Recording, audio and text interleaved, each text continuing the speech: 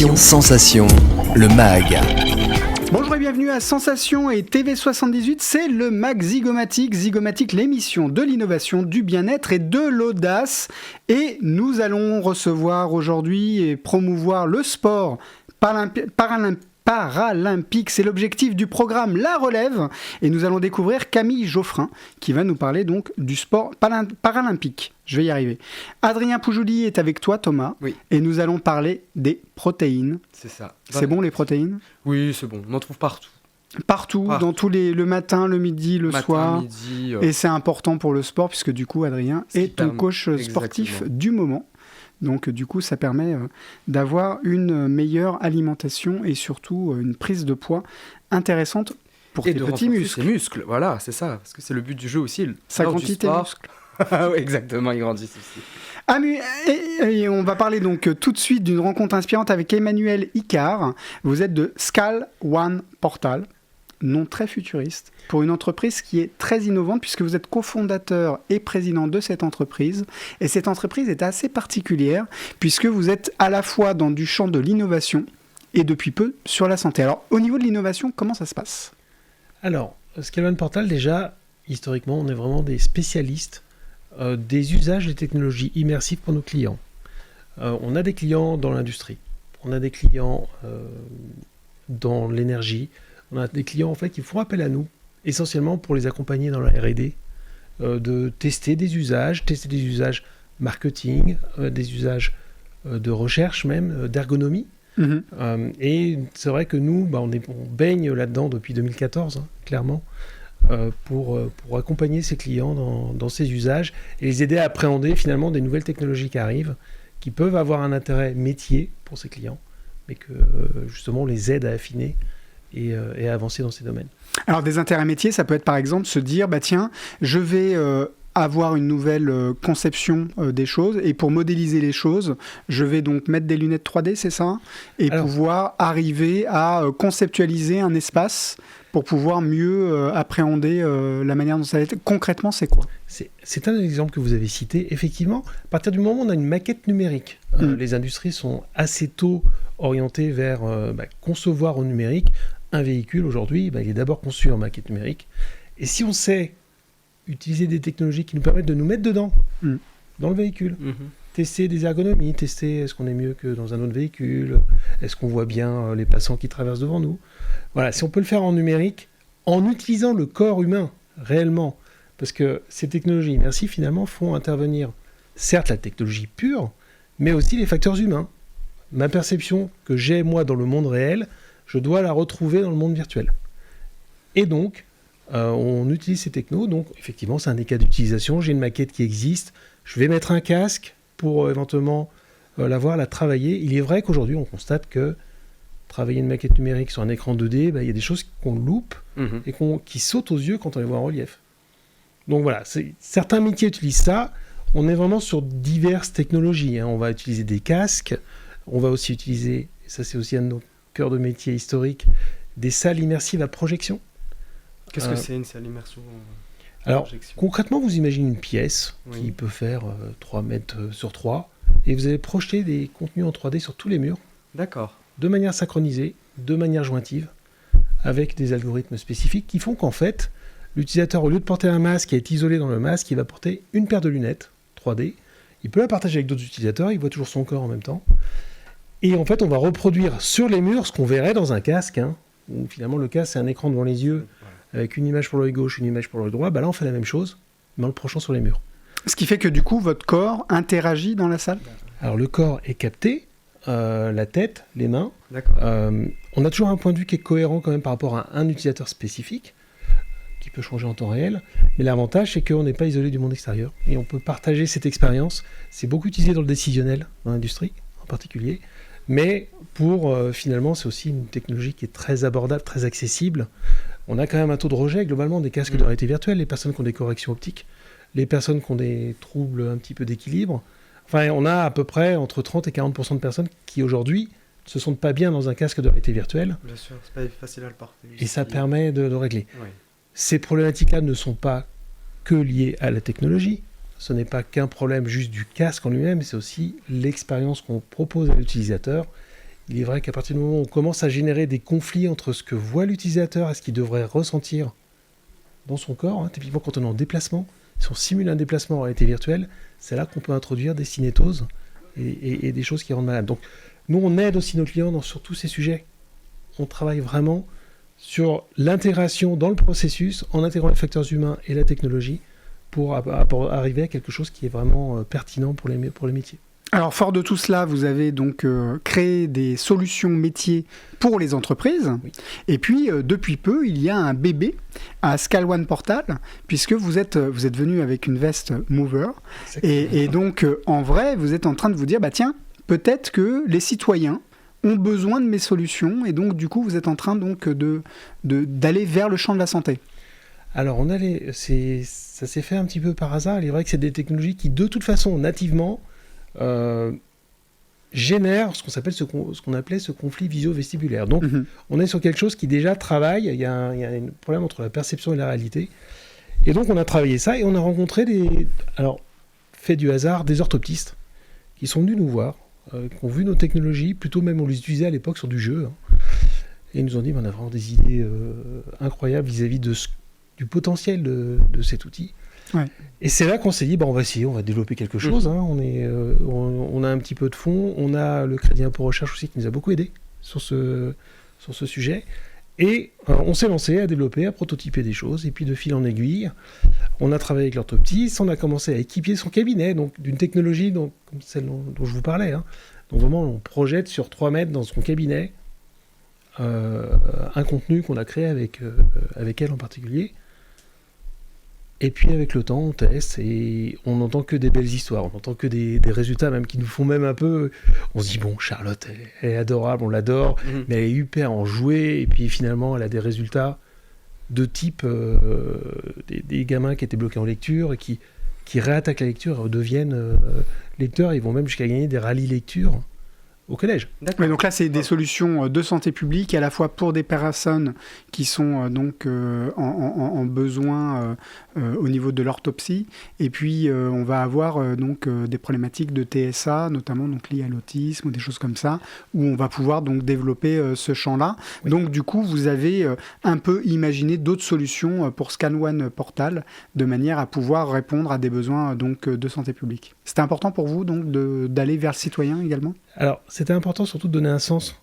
On est quand même dans un monde d'images, globalement, on est surchargé d'images, on est surchargé de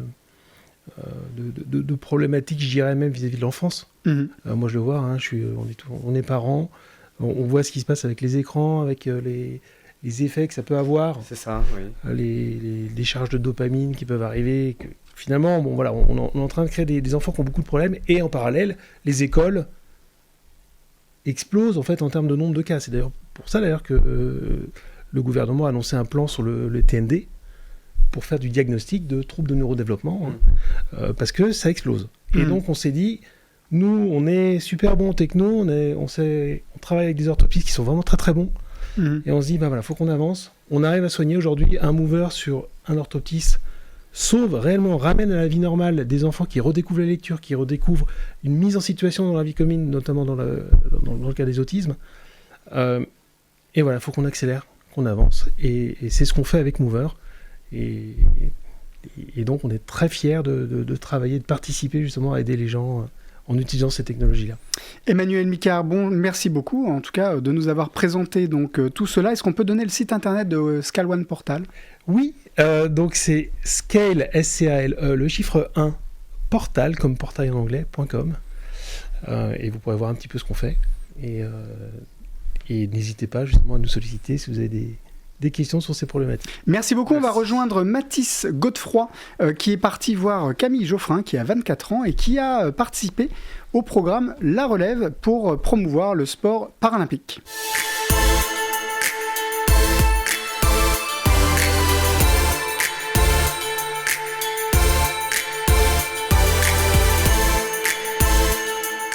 De base, je fais du hand-fauteuil. Et j'ai découvert le sport, c'était au centre de rééducation. On avait pas mal de créneaux, en fait, que ce soit pour le kiné, pour pour apprendre du coup à manier le fauteuil, etc. Et moi, j'avais ce qui s'appelait l'APA, donc l'activité physique adaptée, et ça m'a bien plu de pouvoir pratiquer un sport, même en fauteuil.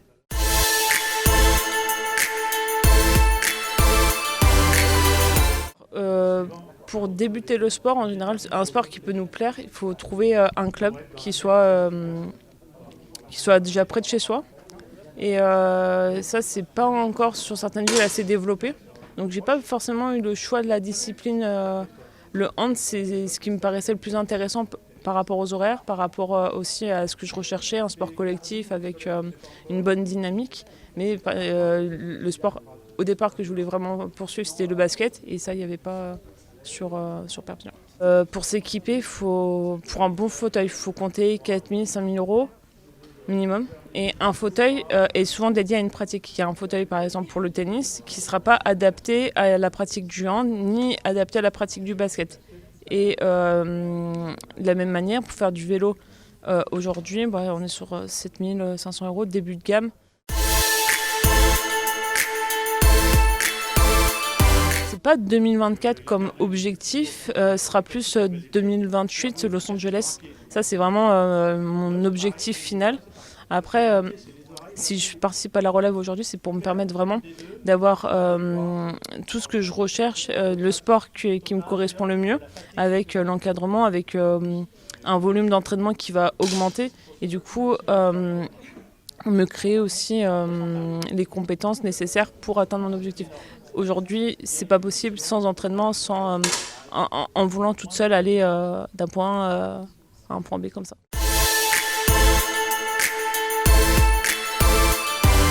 Je suis vraiment têtue. C'est que je lâche pas. Quand j'ai décidé que j'allais faire quelque chose, je le ferai. Je m'adapte beaucoup aussi. J'ai une grande adaptabilité pour tout, parce que c'est très important quand on est handi, de pouvoir reprendre une vie normale. Mais c'est pas possible sans s'adapter à toutes les contraintes. Et non, je suis très motivée aussi pour tout ça.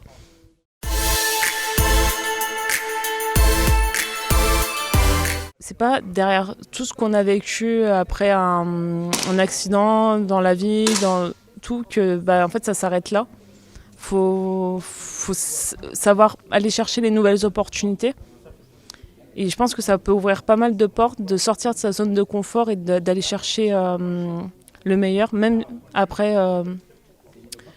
tout ce qu'on a vécu à un moment T de la vie qui bascule vers le handicap. Merci en tous les cas à Mathis Godefroy. Vous pouvez retrouver l'intégralité de cet entretien sur la chaîne YouTube de Radio Sensation. Et puis on va passer avec toi, Thomas.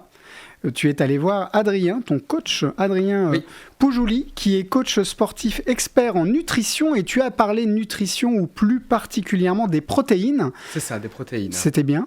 C'était très bien, j'ai appris beaucoup de choses. Tu es en train de te muscler là, je le sens. Ça arrive, tout doucement. Doucement mais sûrement. Exactement, comme on dit, doucement mais sûrement. Du coup, les protéines, donc grâce à Adrien, j'ai pu découvrir qu'effectivement, il existait une multitude de protéines dans divers produits, notamment les fruits et légumes. Ce qui est important le matin avant de démarrer son sport. Manger un bon bol de céréales avec des légumes et des fruits peut aider justement à avoir son apport protéines pour la journée. Donc l'apport protéines journalière. Je le ferai pas moi. Il faut essayer. Non mais je vais regarder ça, on va regarder ça d'ailleurs tout de suite. Et puis on va donc découvrir ce que tu as donc pu faire avec Adrien sur les problématiques de protéines. Les protéines qu'on retrouve dans notre alimentation vont avoir quelques différences, notamment sur la vitesse d'absorption et d'utilisation par le corps. Ce qui va être intéressant pour les sportifs, c'est une protéine qui agit rapidement pour récupérer très vite après l'effort. Donc on va retrouver le lactosérum qu'on a dans les produits laitiers. Donc ça va être un fromage blanc, du lait, dans l'idéal écrémé sans matière grasse pour avoir un rapport en protéines qui va être plus haut. On va également retrouver l'albumine qu'on retrouve dans les œufs, dans le blanc d'œuf qu'on va pouvoir consommer juste après l'entraînement. Maintenant on va voir les protéines lentes qui vont être, elles, intéressantes sur un moment où on ne va pas avoir d'apport de repas pendant une longue période. Donc typiquement ça va être plutôt le soir puisqu'après il y a la nuit. Donc ça va permettre que cette protéine elle agisse sur une durée beaucoup plus longue. Là on va retrouver la caséine qu'on retrouve à nouveau dans les produits laitiers. Toutes les autres protéines vont avoir une vitesse d'absorption, d'utilisation neutre, classique. Et on va avoir également les protéines végétales. Ce qu'il faut savoir avec les protéines végétales, c'est qu'elles sont incomplètes. Elles ont un profil incomplet. Il leur manque un acide aminé. Ces protéines végétales, c'est tout simplement les légumineuses, donc les lentilles, tous les types de fèves, les haricots rouges, les pois chiches aussi. Il va falloir donc compléter avec un autre aliment pour avoir un profil complet. Cet autre aliment, ça va être un céréal, donc du maïs, du riz, du boulgour. Ce qui manque au céréal n'est pas la même chose qui manque à la légumineuse. Donc on va avoir avec les deux combinés un profil complet de protéines qui va permettre de répondre aux besoins du corps. Le Mag Zygomatic, c'est terminé. Vous pouvez retrouver l'intégralité de cette émission en podcast et sur l'application ainsi que sur le site internet de Radio Sensation. Merci à tous et à très bientôt.